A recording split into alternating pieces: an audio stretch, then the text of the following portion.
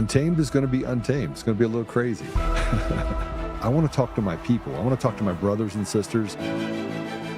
We can have grace and humility in how we interact with other people. Oh, hot dog, look at you. And nobody talked about what's really happening. And let's have conversations about what truth is.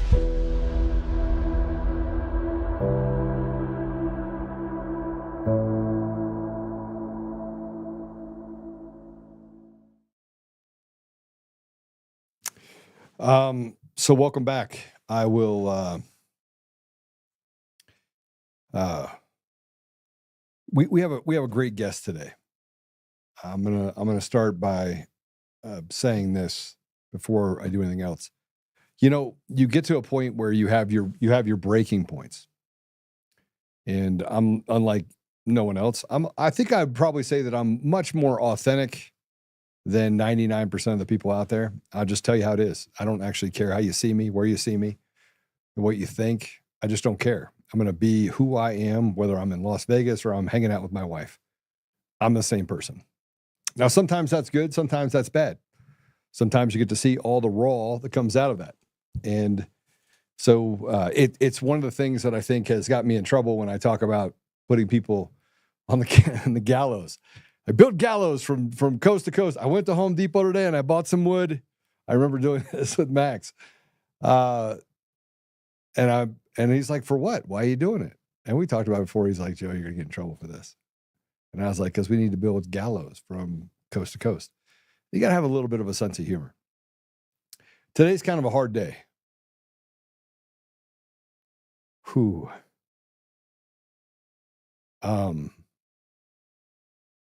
Today is the 8th anniversary of my brother being murdered. I want to thank the guy that came on there that basically tried to dishonor my brother. I blocked him because it's people like you that makes me realize that there's shit in the world, and that when you see shit, you should call it what it is, shit. But I lost my brother 8 years ago at 2:37 in the morning on August 7th, 2017. I put up a post about this, so you can see it on X and Facebook and everywhere else. I put it up there, but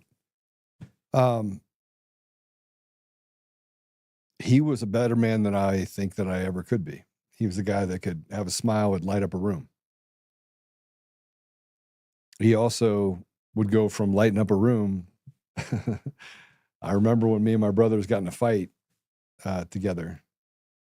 We had to fight a bunch of people. It was weird. And it was back to back. Like, he was the epitome of, I am my brother's keeper. He was an amazing uncle, an amazing father.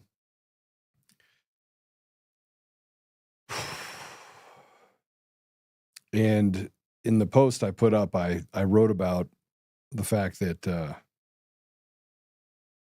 this year is heavier. And I think it's heavier because I now have more knowledge. There you go. Today marks 8 years. 8 years since my brother was murdered. Clint was one of the kindest men you'll ever find. He was the first one there and always the last to leave. He could light up a room with a smile and yet be ready to battle if a time arose. He lived by the saying, I am my brother's keeper. Yet this year is somehow different. I miss my brother more than I can say. Every time I sit on a toilet seat at my home, he put them all in. When I remodeled my house, I didn't actually remove those, but he put them all in. Weird, but nonetheless true. Or when I sit in the gazebo and just ponder what could have been. The injustice of what was done to my brother haunts me more today because I can see more clearly the rotted nature of the system and how it's designed to punish, steal, and destroy the lives of people in our community. As I continue to miss my brother, I remember that this was just another symbol of the institutional rot we face. Justice is an anomaly, not the norm. They free rapists and criminals and lock up good, hardworking people. They create a system that favors the weak-minded fools and punishes the strong. It is truly a system worth loathing. Yet there is hope. God clearly told us that this is a fallen world. I find solace in the fact that you cannot run away from the judgment of God. Rest in peace, little brother.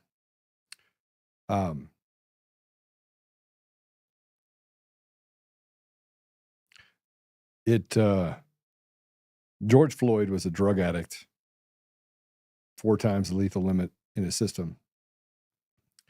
And the cop that that kneeled on him, which is in the book, he could have been a great cop. He could have been a bad cop. It didn't matter to me. What mattered to me is that we walk by so many opportunities of people who are not, that the system has literally betrayed. Judges, what they did to Tina Peters is abhorrent. The fact that she's still in jail and that we debate the ridiculous and that someone hasn't reached out and choked out Polis and said, you let her out or you get not one more dollar. The fact that Tina's life is not that important and that she is the useful idiot that they get to use for their own means in order to say, take as much of the pound of flesh. They've already negotiated it. They're going to let them take as much pound of flesh they can off of Tina Peters until they say, okay, now I'll let them out. There's backdoor meetings and there's all sorts of other stuff that happens because they know more than what they tell us. They knew about JFK wasn't a one-man guy with a sight rifle that was able to shoot the way he shot from 200 yards away. They knew that wasn't true. And yet they sold it to the American people. They knew that COVID came from a bat lab. It didn't come from a bat. It came from a laboratory that was funded by gain of function by the United States. They knew that they were already working on vaccines that they were going to put into everyone like test dummies for COVID. They were working on that in 2018, 2019. It wasn't something that came up and said, oh yeah, we're going to inject this to you. They knew the benefits and they knew that this was going to be a problem, but they did it anyway. And they got 50% of the public to buy into it. And then you had people like Bush and Clinton and Obama that stood on a stage and said, everyone needs to go get their vaccine. And I venture to say that none of the 3 of them probably did. Why would they take something that's experimental? They are, after all, the elite. And it reminds me back to when the head of Pfizer was asked the question, did you take the vaccine? He said, no, I need to make sure everyone else takes it first. He was asked a year and a half later, did you take the vaccine? And he said, no, I have not. What is good for thee is not good for me. Because he knew the outcome of what that vaccine would do as it maimed and killed millions of Americans. They knew what remdesivir would do because they used it back when you had the problems with Ebola. Killed 100% of the people they gave that to. Yet that became the solution for COVID.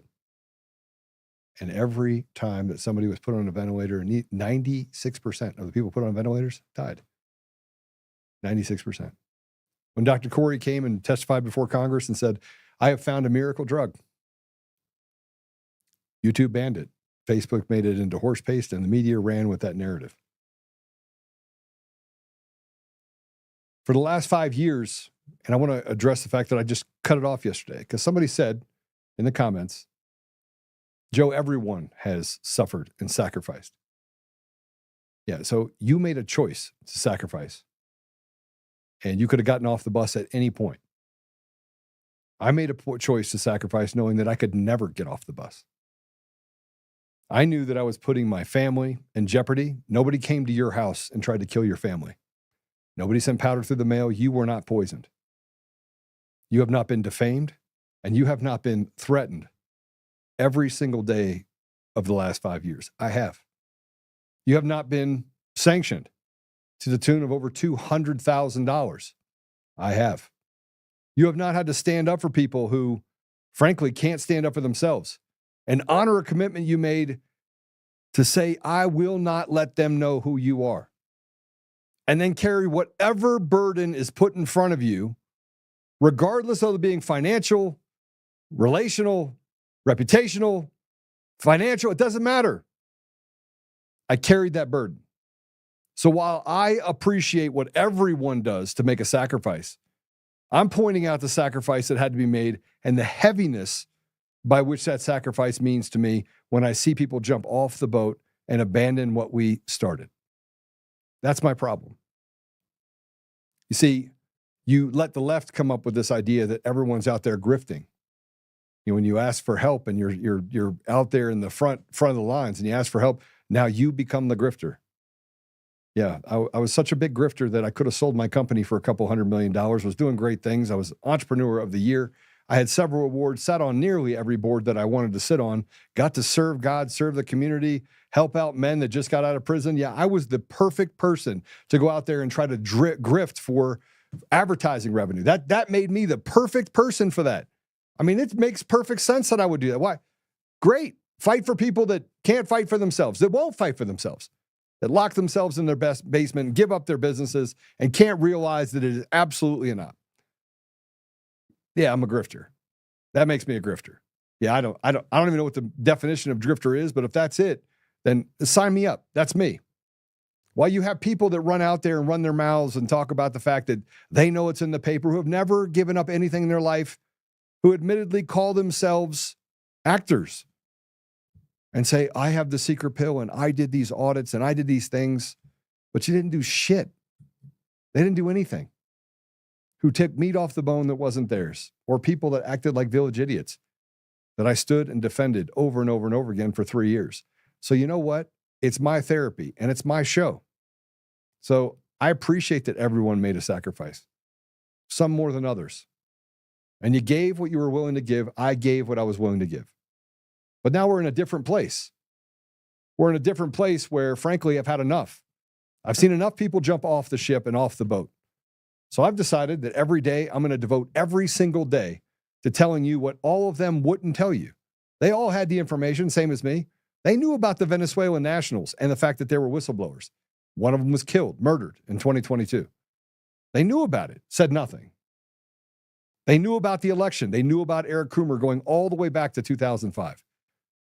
The CIA made Eric Coomer, made him. It wasn't a cold call while he was laying on the cold floor, dry heaving from being a drug addict. That wasn't the thing that got Eric Coomer. It was the connections that his family had at the Pentagon and in major defense contractors. It was a CIA agent named Chuck Faddis that showed up at my door and had a conversation with me, only to run back and say, I think we can contain this. We'll just go after him. And then when people started falling like flies when they got sued by Eric Coomer, everyone ran for the door. They created a fraternity not only against the idea that Eric was on that call, even though now he has an affidavit saying, oh, there was a call, but this guy said I wasn't on it. And all the facts that surround Eric Coomer for the last 20 years of what can only be described as being at every crime scene for elections over the last 20 years in multiple countries. That's all a facade, and we're not allowed to talk about it. And instead, companies like Newsmax and OAN and what was the last one? Salem put out saying that there's no credible evidence to suggest that Eric Coomer was involved in the crime of the century. Well, let me just tell you something. Not only was he involved in the crime of the century, but if you trace him back, he was in Mongolia. You can look at the elections in the Philippines in 2008 when they basically said that they had, or 7, when they had said that the government said, you have to sell Smartmatic, which is tied to Venezuela, but they said that wasn't true either. But it was true. And in March 2005, Smartmatic bought Sequoia Voting Systems. And less than a couple months later, guess who was the chief architect for Sequoia Voting Systems? That's right, Eric Coomer, a guy that before that just built websites. Fresh off of 2 near convictions that would have sent him to jail for a long time, being a drug addict, a failed divorce or a marriage in 2004. And you just start to get into 2006. The Chicago election, it was a total disaster. Who was at the front of that? Eric Coomer. The Philippines, Mongolia, Ukraine, moving operations over to Serbia, having people that were also couldn't pass a background check. Because by the way, Coomer couldn't have passed a background check to work at McDonald's. And he was hunted down as a drug addict. See, I think they cleaned up Eric Coomer, and they did so because of his dissertation. And if you take his dissertation and you just feed that dissertation, I pulled it, copied it, put it down. You feed it into any of the LLMs and say, does this align with this cast vote record system and these anomalies in these elections? And guess what? It has an R-squared value of 0.9994. By the way, that means that 100% of it's true. That they hunted him down because of his ability to use complex algorithms and creating a system that was multi-state, multifunctional, and that they could steal any of those elections at any time. All they needed was gas. And that gas has been mail-in ballots. And they could trace it back. So over the next couple of weeks, I'm going to be doing more and more of this. I'm not going to stop talking about Eric Coomer. I'm going to talk about the Venezuelan nationals. And I'm going to talk about all of the other things that the CIA has done in this country and in other countries. And we have Larry Johnson. Is Larry with us yet? I think he worked for the CIA. And he likes to, he actually is a pretty tough guy, actually. I was watching the interview with him, so it should be interesting. He doesn't have to agree with me, but it'll be interesting to get his take on this. So can you give me his bio so I can walk through that really quick? I want to do a proper introduction. Oh, okay. Yep. He is a former CIA officer and State Department counterterrorism advisor, a managing partner at Berg Associates LLC since 1998. Specialized in money laundering investigations, financial analysis, and counterterrorism strategies, while training U.S. military special operations for 24 years. Once a frequent guest on major TV networks. In the 90s and 2000s, his candid, nonpartisan analysis led him his marginalization by establishment media and officials favoring forever wars. But his expertise in global security and geopolitics remains sought by businesses, non-mainstream media, and online dissident journalism. With notable 2024 appearances on the UN Security Council and St. Petersburg International Economic Forum, and regular contributions to platforms such as Sputnik, RT. I'm on RT quite a bit, so we have that in common. Judging Freedom, Redacted, and the Duran. So I'm not going to waste any more time. I'm going to go ahead and bring them in. But if I offended you yesterday, I don't care. If you can't give me grace for me offending you, given what I've done, then that's fine. You get to walk your path. I get to walk mine. Larry, welcome to the show. Hey there. How are you? I'm good. How are you? Hey, I'm here.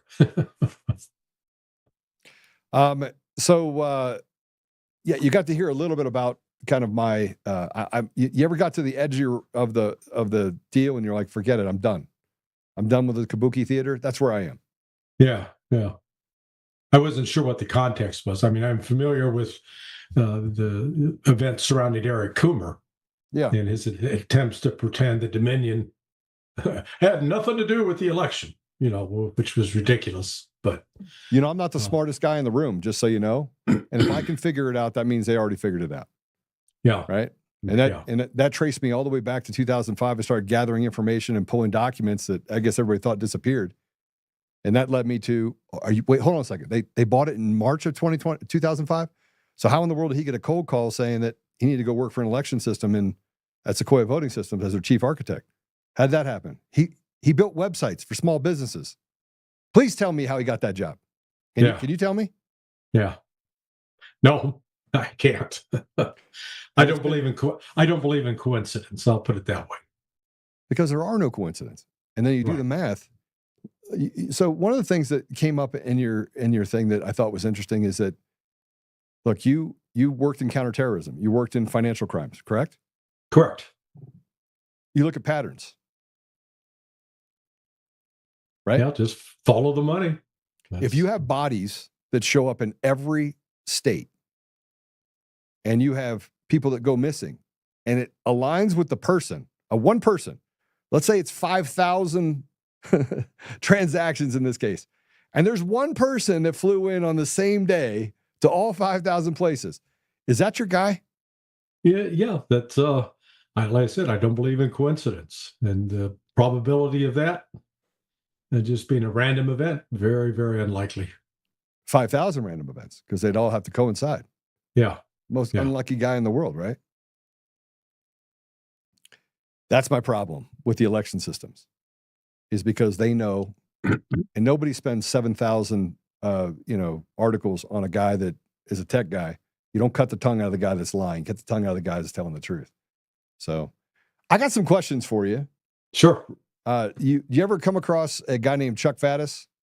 Yeah, I know who he is. Former CIA. And there was another former CIA guy who passed away in, he passed away because of COVID, and was on a tour. Do you remember Robert? Robert. Yeah, I know who you're referring to. Yeah, his. There's some questions about his past. Yeah. He makes claims about his experience that don't pan out in my judgment. What I've tried to check. I know. Well, you'd have deeper knowledge than I would. But is it true? Is it true that once you're in the CIA, you're really never out of the CIA? No. Is that true? Yeah. They won't let me back in the building. Yeah, but that's because you speak the truth, and you've let out some secrets. The reality of the CIA is, I think Hollywood has played a very important role in shaping public perceptions of the CIA, and you come away with it. It's Pierce Brosnan, that it's James Bond. It's this very sophisticated Sean Connery. But the reality is, once you work in it, it's like that cartoon Dilbert. That's who it is. Yeah. So, are you trying to tell me it's not the smartest organization in the world? Oh, I sit down and we start telling stories. You give just one example. I've used this before. So I worked when I entered CIA. I spent a year in the career trainee program, and then became the Honduran analyst. And during that first year, I worked on the Afghan task force on the Directorate of Operations side, worked on the Central American task force, which is running the Contra program in Central America. Anyway, Congress had banned any money being spent on the Contras. They lifted that ban in 85, or the start of 86, really. And so the funding started up, and CIA, a guy named Alan Fires, who's running the Central American Task Force, put together at Swan Island, an island off the coast of Honduras, this base that was going to provide all the air delivery. Now, instead of buying one type of aircraft that you'd have 4 or 5 of them, he bought 5 different aircraft, which meant you had to have 5 different sets of parts, 5 different maintenance programs, and decided to put in charge of that base a guy who was an alcoholic. They knew he was an alcoholic. He'd been sent to the farm as an instructor because they couldn't send him out in the field because he was a drunkard. But now they figured, give him a second chance. So comes the day they got this new Casa 212 aircraft. It's one that they're going to do air deliveries to the Contras with. They got 2 Rhodesian pilots. These were contract mercenaries out of South Africa. And they were going to test the landing system, the beacon system, to be able to navigate back to the island in the dark. And so this new chief of base, he has this beacon and turns it on, and they verify that they can read it. These guys take off. It's the dusk, starting to get dark. And the chief of base says, well, I'll just go inside this concrete bunker, and I'm going to have a bottle of scotch, which he drinks, passes out. Well, now this beacon is inside this concrete bunker, which means it contains the signal. The signal will not go outside the concrete bunker. Here are these guys in this brand new, like $20 million aircraft flying around. They can't find the beacon. They can't locate the island. It's now in the dark. They run out of gas. They crash the brand new aircraft into the ocean, and they float around. They manage to get into a raft, float around for a couple of days until they're picked up by a Soviet trawler. And do you think that guy got fired? No. So that's an example. So is it incompetence? All right. So tell me this: do they recruit out of the academia? Do they not troll and recruit from the academic stage of universities, schools? Sometimes they do. There is an element of that. Is there a favorite Columbia University? In Berkeley, Cal Berkeley? They used to do. They used to be Ivy League. After that, they spread out around the country. I got in just because I put in an application. I had a friend. I had a contact with Senator Orrin Hatch, who wrote a letter of recommendation. But I'd lived overseas. I spoke Spanish, so I got in. Well, what's been interesting though is over the last 20 years. It didn't matter whether you had foreign language capability. It didn't. If you were a white guy, a Caucasian like me, and even if you had the perfect foreign language, they wouldn't really give you the time of day. So you're trying to say DEI goes back a lot further than just the last 5 years. Big time. In fact, out at CIA, if you had an employee who was homosexual, transgender, or of a different, of a ethnic group that, say African American, if they didn't get promoted, when they came up for what they call the PAR, the Performance Appraisal Report. Yeah. If you didn't promote them, then you as a supervisor had to write an explanation of why you didn't promote them. Well, in a bureaucracy, what happens when you get that? You don't want to have to write a damn justification, explain why this person's a screw up, because maybe they can go sue you. You promote them. Exactly right. That's what's been happening. Why would you do that? Huh? That's a self-defeatist attitude. See, what you're saying is that all the cancer that we have around the country was created by putting people who recognize that they're dumber than rocks in positions of trust. So they talk like soup salad, they look like soup salad, and now soup salad becomes the norm. So you think soup salad is normal, and the reality of it is that these people are just stupid. Yeah, there's no accountability. And, that this isn't confined to CIA alone. I mean, it is pervasive throughout the government. It's just to point out that just because CIA you have to have a security clearance, you have to take a polygraph. Despite all of that, these kinds of bureaucratic political influences still creep in and affect the institution. All right. So let me ask you a couple questions. Elections fair in 2020? No, you kidding? It was stolen. How about 2022? Probably stolen. But Larry, do you think that they can steal elections at any level at any time? They can pick and choose what elections that they actually take? Yeah, and they're doing it. At the local level. Been at a local level with bipartisan cooperation, if you will. So we saw in Georgia as an example. It's broken. That remember when Stacey, what's her face? She thought she had it. Yes, Stacey Abrams. She had it cooked in. She thought she was going to win. She just didn't count on the fact that the existing governor, Republican governor, had it cooked in as well. He outcooked her.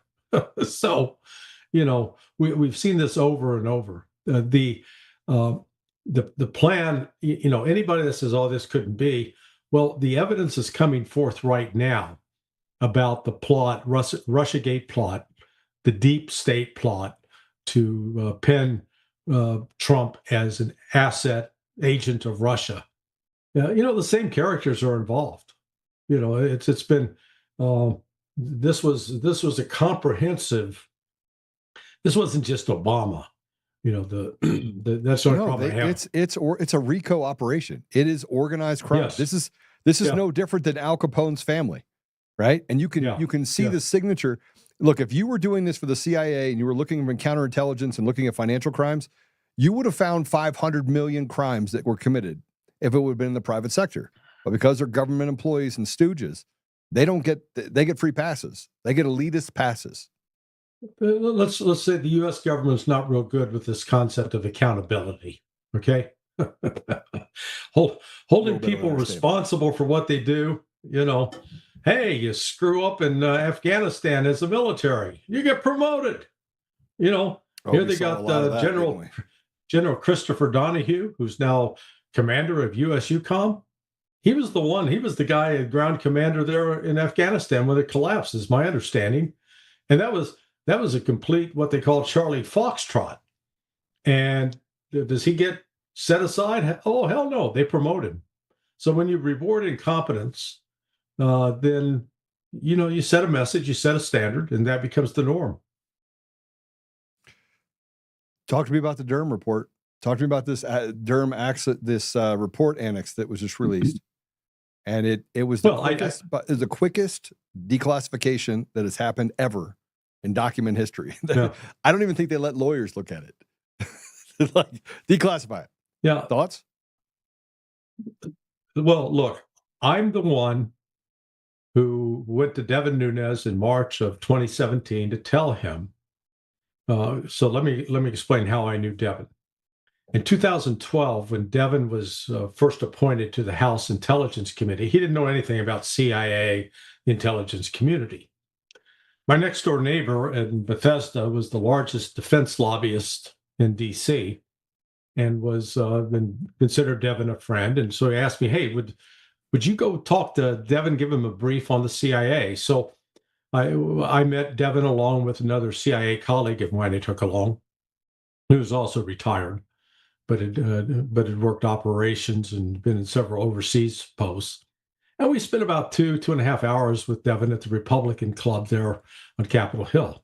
Republican. Then he got named to be the head of the House Intelligence Committee. So it was early March of 2017. Trump was saying that he had been spied on, wiretapped by the FBI.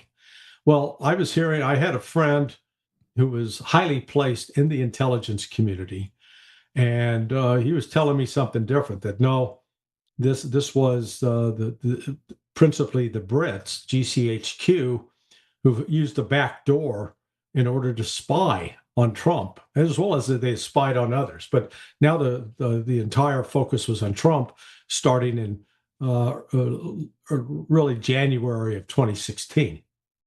And so I went in, I said, hey, Devin, I got to come tell you something. So I went in and I told him this, and he says, well, what are you talking about? So I explained that CIA and NSA are not a national security agency. They're not. It's illegal for them to spy on Americans unless you get something like a FISA warrant. However, there's a back door. The Brits, GCHQ, they do the same stuff as NSA. And in fact, we got NSA personnel that are located at GCHQ headquarters sitting right next to these analysts. So GCHQ can collect the intelligence, can collect the conversations, the phone calls, the emails, the text messages of Donald Trump or anybody in his team. And then they pass it. It's called liaison intelligence. So they pass it then to NSA and then to CIA, which is exactly what happened. So when I told Devin that and explained it, he waited a couple of days. He then went to the White House to check up on some information where I told him what to look for, what to ask for. And that's what then kicked off the investigation that Kash Patel did. And then that report has just been released as well as part of this document. So, I've known about this for 8 years and been trying to warn people about it, but nobody wanted to listen. Well, they don't want to listen because I don't think they have the competency. And I'm going to tell you why I know that. I have a good friend who is a FBI whistleblower, who was basically, Kash Patel did really bad things to not honor the FBI whistleblower. Sorry, not a fan. Mm-hmm. It's hard to be a fan of someone who lacks loyalty, right? I agree. And so I sent a bunch of stuff over to him related to Eric Coomer and the stealing of elections. And I basically said, okay, here, by the way, is all the proof. This should be enough for any DOJ person with a half a brain should look at this, be able to verify it and say, not Eric, but Dominion. I said, this is very easy. Here's the stuff. And I sent it to him. And he was like this. He goes, Joe, I don't even know where to start. I don't know where to start. And remember, the trap was before the hammer and scorecard bullcrap, right? That was the first thing. Oh yeah. Yeah, so you have this, it can knock on your head, rub on your belly. See, that was the op. Because hammer scorecard is not some special thing that Dennis Montgomery did, right? The guy's a fraud. You obviously haven't read what I've written on this. No, I was one of the first ones to call him out. So one of my other classmates from my career trainee program, who was in the Division of Science and Technology, he worked with Dennis Montgomery back in the day. And Montgomery was a fraudster. Montgomery was a fabricator. And, he claimed that he had uncovered these digital messages that were buried inside of, just regular data. I mean, it was just leprechaun. And so what he Montgomery is a great salesman, and he pulled off a great scam. But there was no such thing as hammer and scorecard. It was complete bullshit. He made it up. But you know, well, there was a hammer program, but it didn't do what he said it did, and you know he got people in the GSA to give him BAA contracts, right? You know, broad agency agreements to say that hey, I can build this, and he couldn't build anything. He couldn't build anything. The guy's not just a fraud. He knows how to make a computer screen look like it's lighting up and doing all sorts of funny bebop, bop, bebop, bop, bebop. That's how you know that it's a fraud. Like if the UI, if the UX is that good, it's a fraud. Unless you're talking about an Apple front end, because coders are not like that. Yeah, I tried to warn, you know, the My Pillow guy that he was a fraud, and he didn't want to hear it. In fact, he denounced me. They had that big conference where there was going to be this big reveal, and Dennis Montgomery is going to come out and show all the data, and then he didn't show up. Didn't show up. It turned out to be a complete bust. All right, so I was there. You're talking about the symposium. Yeah, the symposium. Remember,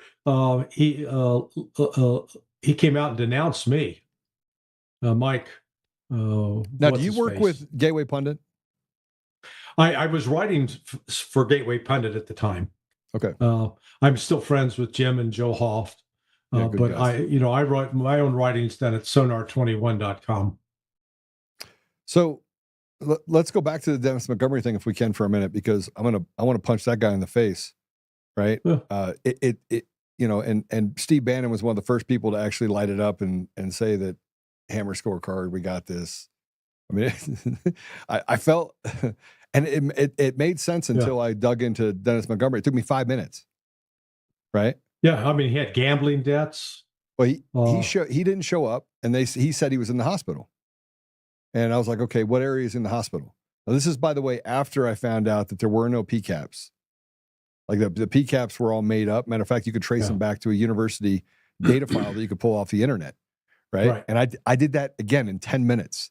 It took me 10 minutes to figure that out. And I walked over to Mark Cook, and I'm like, Mark, this is a ruse. Something's wrong. This is not good. And he's like, oh, Dennis Montgomery's in the hospital. So I had somebody take a picture of him. Guess where he was at? A beach in the Caribbean? He's at the supermarket. Oh. He's at the supermarket. He's like, he looks pretty good for being in a hospital. He says, no. So I called the hospital, and they said he's there. I was like, bro, he's literally at the Save-A-Lot. That's where he's at. And they just didn't listen to me. They didn't listen to me. Conan Hayes, the whole 9 yards. It's downhill spiral. Yeah, if you go to the Gateway Pundit, I wrote several articles that were posted there about Dennis Montgomery, and or provided Jim and Joe Hoft with a lot of the information that they put up. But he was a fraud. Same with this other character called Ryan Dark White.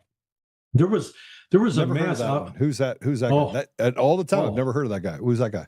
Oh, go to Lynn Wood was big on him. Remember, Lynn Wood was the one saying that he was the one who provided information about the conspiracy to kill Seth Rich. Yeah. So, but this was a massive disinformation intel operation to get these people to go out and plant stories to divert people so that you would not look at what actually happened. And they would exaggerate and claim, oh, China was doing this. Oh, this Italian defense contractor was doing it. These are all squirrels. They were squirrels that were sent out to just like you take a dog for a walk, the squirrel goes running by, the dog starts chasing the squirrel. That's all they were. Squirrels that keep you from looking at what actually happened, that the math didn't add up, and that there were ways that the votes were being changed. Yeah, so I'm glad you brought that up, because I called that the big cons and the small cons. The small cons were running through the machine over and over and over again. The reality of it is they didn't know it wasn't going to work and do anything anyway, because they had a separate database, which we proved in Mesa County, that were already on the machine. And that all the elections, that's what you saw in Arizona and Maricopa, is that they just took a bunch of ballots, threw them in boxes, and said, "Oh, the counts add up." But the Right. reality of it is that it was a stolen. It was a manufactured election. It was Yes. manufactured from beginning to end. It was manufactured, right? There's Yeah. none of the outcomes in Maricopa County align with how anybody voted. And people are like, "Oh, yes, it did." And I'm like, "How do you know?" I can tell you how you don't know, right? By what they took Right. away from you. So, look, Lynn Wood is another crazy character. How do you square that guy?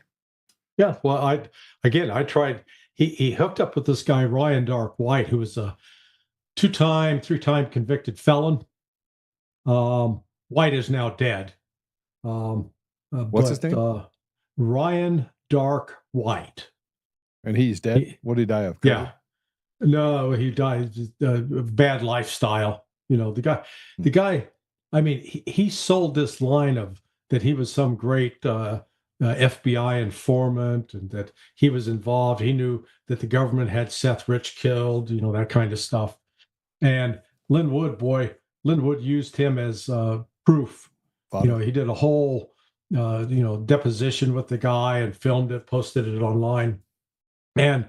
I'd run across the guy previously and been asked to investigate him and realized, he claimed to be this college graduate with multiple doctorate degrees.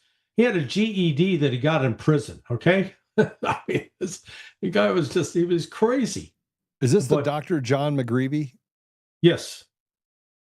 So his real name's not Dr. McGreevy? No, Ryan Dark White. Yeah. Wow. Okay. He worked at a child's adult bookstore. Yeah. This is look, Larry, let me just tell you something. This is why we can't win. This is why people don't take us seriously. Right? They don't take it seriously because of people like this. How did this guy even get a seat at the table? How did anybody believe him? Well, he was inserted. He was inserted, I believe, by the FBI. Okay, and he's dead. This dude's dead. Yeah, he died last year before last. But up and then he was going strong. Yeah, so both Ryan Dark White and then Dennis Montgomery. they're all just characters in this whole scam.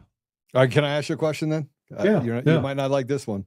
This is one of the guys that I absolutely despise in this movement, right? And so you can say something nice about him. He might actually like it if you did.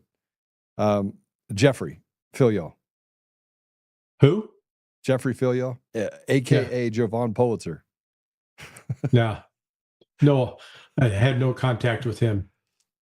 Yeah, but he's an actor. I mean, look, he has. You want to talk about paper tigers or sock puppet accounts? So I'm a data guy. I went through all of his accounts and everything else, and I'm like, this guy is not a real person. Mm-hmm. He has and he buys up patents from people and then puts his names on them, right? So you do the history and you go look past things. I mean, it's a real problem, right? And he's the one that said it's only the paper, don't look at the machines, right? And I'm like, you're retarded. And he gets out there and he creates this blustering environment. And yet the guy, I don't even know who could fall. I feel like it's like Dennis Montgomery 2.0. And he was a treasure hunter. Like he literally was on a series for treasure hunting and sells gems, like little rocks. Mm-hmm. I mean, it blows my mind. It blows my mind. I look at it and go, oh man, all right. So I've made a couple of mistakes in my life, but these guys don't know tech. They don't know. They don't know anything about tech, and they're trying to tell us what happened in the elections. Again, another small con, big con, run around here, chaos, point over here, right? It was having conducted or been part of information operations when I was at CIA. I worked on it briefly during my first year there. I was on the Afghan task force, and one of the covert action methods at the time. This was back in the Stone Age. We didn't have the internet was just becoming a thing, barely a thing. I had just gotten my first desktop computer in 1985. So well, we didn't. There weren't the social media sites. You're having to use a dial-up modem. People your age probably don't So- even remember what that was. I got a 28-year-old daughter and a 25-year-old son. Of course, I know what it is. Okay. So, but we were planning articles in newspapers and magazines. We're having videos made, both shorts, documentaries, movies, and there was one guy in France by the name of Jean-Jacques Servan-Schreiber, who was, man, he was paranoid that the CIA was behind everything, and he had this magazine that was really anti-CIA. We were even able to plant articles in his magazine. So the fact that there was this shaping of narratives in order to keep people from looking at what actually happened by letting people like Ryan Dark White come out with their theories about, how China stole the election. To have people like this Ryan Dark White show up and talk about a conspiracy that actually didn't happen in order to draw attention from the real conspiracy that did happen. There were just, it was one after another. And, it was designed to, if you will, to create a fog so that you couldn't see what was actually going on. And it was pretty damn effective. I got to give him credit. So I just said that the CIA recruited Eric Coomer. I worked in the Middle East and Africa for 6.5 years, right? I worked in weird stuff and saw a lot of stuff that was frankly discouraging, right? Does the CIA operate on U.S. soil? Yes. Are they Yeah. supposed to? No, they're allowed to, but they're allowed to operate on U.S. soil to recruit foreigners or to work with U.S. citizens that have contacts in foreign countries. I believe that they recruited Eric Coomer to steal elections because there's a group of people that were captured inside the CIA. Am I far off based on all the timeline stuff? It wouldn't surprise me. Do you remember Clint Curtis? Clint Curtis, no. 2004, he testified before Congress that he was approached by a congressman in Florida and asked to build a system that could actually subvert an election and be undetectable. It was in October of 2004. Yeah, I believe you. I was not familiar with him. Turns out that the same people that used to build that system that he worked for were directly tied to another group of people who, frankly, came to the United States, started a company called Smartmatic. Oh, okay. Delaware corporation based out of Palm Beach, Florida. A year later. Larry, why would the CIA, let me ask a different question. Why would people in the government do the things that they have been doing for the last 25 years? It's probably longer, but let's say 25 years, since it mattered to me.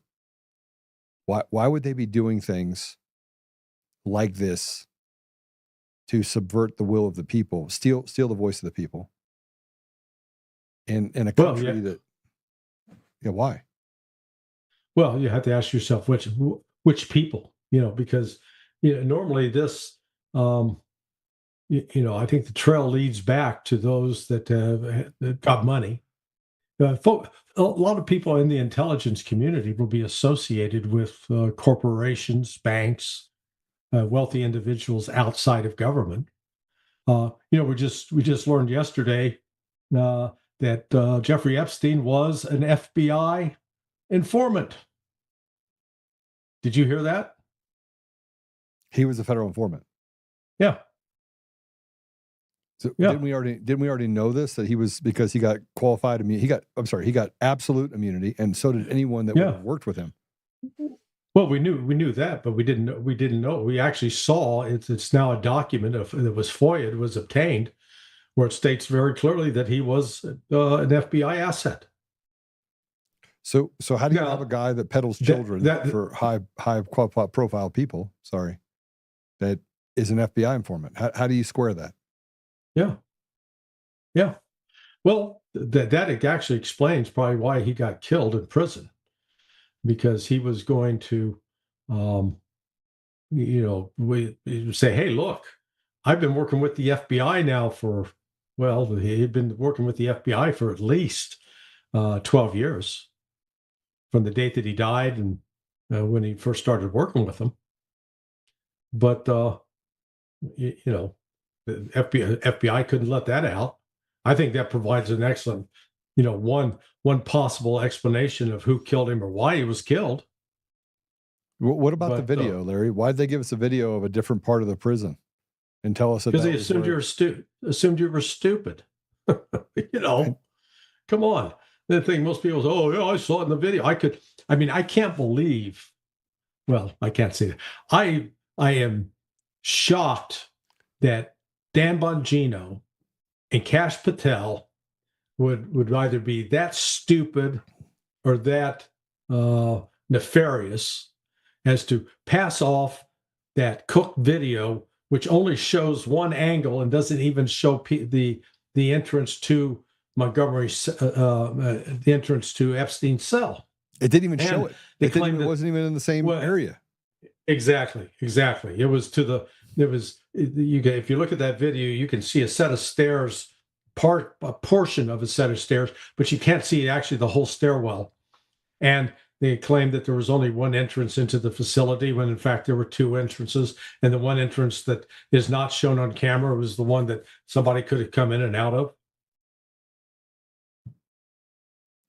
Okay, so let's say that Epstein is an FBI informant and they killed him, which they probably did, and Kardashian Patel and Kash Bongino. Sorry, I mixed them up together a little bit. Yeah, Kardashian Patel. Let's say hypothetically that those two guys went in there gung ho. They stepped on the bodies of the whistleblowers in the FBI in order to get in there, right? They got in there and they saw too much. They were threatened. They didn't have the stomach for it. I mean, what would lead a person to act the way that they have acted? If they're told that this is tied to a very sensitive intelligence operation, or that this could disrupt intelligence relations, say with Israel. Well, that's got to be a reality. And or that if this gets exposed, this could lead to the destruction of the FBI. But Kash Patel came out and said that he was going to turn it into a bookstore. he said, well, I'm going to the FBI. I'm just going to shut it down. Yeah, well, like I said, when you're sitting outside, it's easy to talk, and then you get inside, and all of a sudden you get bought into the bureaucracy. It's unfortunate. We should call Kash Patel, like Cash Patel. Cash out, sell out Patel. Yeah, cash out Patel. Cash out Patel. That's a good word for it. So talk to me about, you're on RT. RT's now banned, right? You can't. They're in essence banned from the United States. Yeah, if you try to go to the App Store to download the RT app, it won't let you. That's why, unfortunately, I already had it on my Apple TV, so I didn't have to go searching for it on Rumble. I had to get it on my TV, Apple TV, and it wouldn't let you play it on my television. Yeah. Right. Land of the free, home of the brave. What are they afraid of? I regularly watch RT, and it's a pretty true analysis. I mean, they got some people on there, like they had what's his name from Columbia that I think is an absolute stooge. He's a CIA guy. Probably ran across him. Man, what was his name? What is wrong with me? I feel like I'm brain freeze. From Columbia? Yeah. Dr. He's now an expert on everything elections and stuff. I mean, he was an expert on how to, get rid of poverty in Africa. That didn't work. $6 billion later. The Millennium Project guy, Jeffrey Sachs. Oh, Jeffrey Sachs. Okay, yeah. Now where was I going with that? Well, you're just talking about RT. Oh, RT. I would just note that. So I started doing television, becoming a TV talking head back in August 1994.